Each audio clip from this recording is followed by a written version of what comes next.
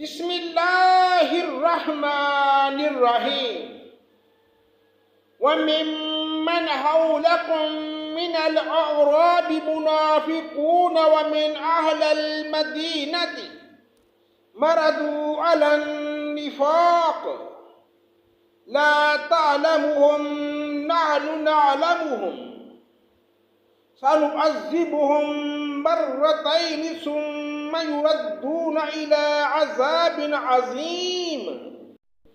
اللہ کے نام سے شروع جو بڑا مہربان نہایت رحم کرنے والا ہے۔ اور کچھ تمہارے گرد و پیش والوں میں اور کچھ مدینے والوں میں ایسے منافق ہیں کہ نفاق پر اڑے ہوئے ہیں۔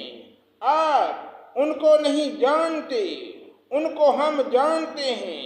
ہم ان کو دوہری سزا دیں گے، پھر وہ بڑے بھاری عذاب کی طرف بھیجے جائیں گے۔ وآخرون اعترفوا بذنوبهم خلطوا عملا صالحا وآخر سيئا عسى الله أن يتوب عليهم إن الله غفور رحيم۔ اور کچھ لوگ ایسے ہیں جو اپنی خطا کے اقراری ہیں، جنہوں نے ملے جلے عمل کیے تھے، کچھ بھلے اور کچھ برے۔ اللہ سے امید ہے کہ ان کی توبہ قبول فرمائے۔ بلا شبہ اللہ تعالی بڑی مغفرت والا، بڑی رحمت والا ہے۔ خذ من اموالهم صدقة تطهرهم وتزكيهم بها وصل عليهم ان صلاتك سكن لهم واللہ سمیع علیم۔ آپ ان کے مالوں میں سے صدقہ لیجئے جس کے ذریعے سے آپ ان کو پاک صاف کر دیں اور ان کے لیے دعا کیجئے۔ بلا شبہ آپ کی دعا ان کے لیے موجب اطمینان ہے، اور اللہ تعالی خوب سنتا ہے، جانتا ہے۔ أَلَمْ يَعْلَمُوا أَنَّ اللَّهَ يَقْبَلُ التَّوْبَةَ عَنْ عِبَادِهِ وَيَأْخُذُ الصَّدَقَاتِ وَأَنَّ اللَّهَ هُوَ التَّوَّابُ الرَّحِيمُ۔ کیا ان کو یہ خبر نہیں کہ اللہ ہی اپنے بندوں کی توبہ قبول کرتا ہے اور وہی صدقات کو قبول فرماتا ہے، اور یہ کہ اللہ ہی توبہ قبول کرنے میں کامل ہے۔ وَقُلِ اعْمَلُوا فَسَيَرَى اللَّهُ عَمَلَكُمْ وَرَسُولُهُ وَالْمُؤْمِنُونَ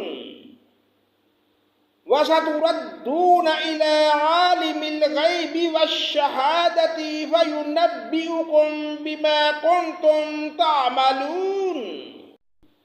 کہہ دیجئے کہ تم عمل کیے جاؤ، تمہارے عمل اللہ خود دیکھ لے گا، اور اس کا رسول اور ایمان والے بھی دیکھ لیں گے، اور ضرور تم کو اسی کے پاس جانا ہے جو تمام چھپی اور کھلی چیزوں کا جاننے والا ہے، سو وہ تم کو تمہارا سب کیا ہوا بتلا دے گا۔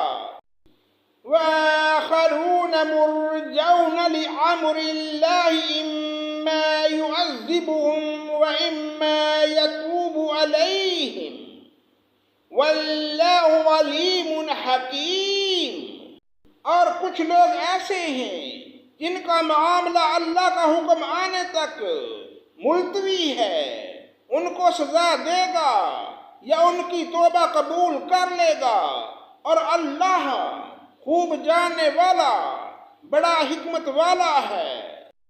والذین اتخذوا مسجدا ضرارا وکفرا وتفریقا بین المؤمنین وارصادا لمن حارب اللہ ورسولہ من قبل وليحلفن إن أردنا إلا الحسنى واللہ یشہد انہم لکاذبون۔ اور بعض ایسے ہیں جنہوں نے اغراض کے لیے مسجد بنائی ہے کہ زر پہنچائیں اور کفر کی باتیں کریں اور ایمانداروں میں تفریق ڈالیں اور اس شخص کے قیام کا سامان کریں جو اس پہلے سے اللہ اور رسول کا مخالف ہے، اور قسمیں کھائیں گے کہ ہم بجز بلائی کے اور کچھ ہماری نیت نہیں، اور اللہ گواہ ہے کہ وہ بالکل جھوٹے ہیں۔ لا تقم فیہ ابدا لمسجد اسس علی التقوی من اول یوم احق ان تقوم فیہ رجال یحبون ان یتطہروا واللہ یحب المطہرین۔ آپ اس میں کبھی کھڑے نہ ہوں، البتہ جس مسجد کی بنیاد اول دن سے تقوی پر رکھی گئی ہے وہ اس لائق ہے کہ آپ اس میں کھڑے ہوں۔ اس میں ایسے آدمی ہیں کہ وہ خوب پاک ہونے کو پسند کرتے ہیں، اور اللہ تعالی خوب پاک ہونے والوں کو پسند کرتا ہے۔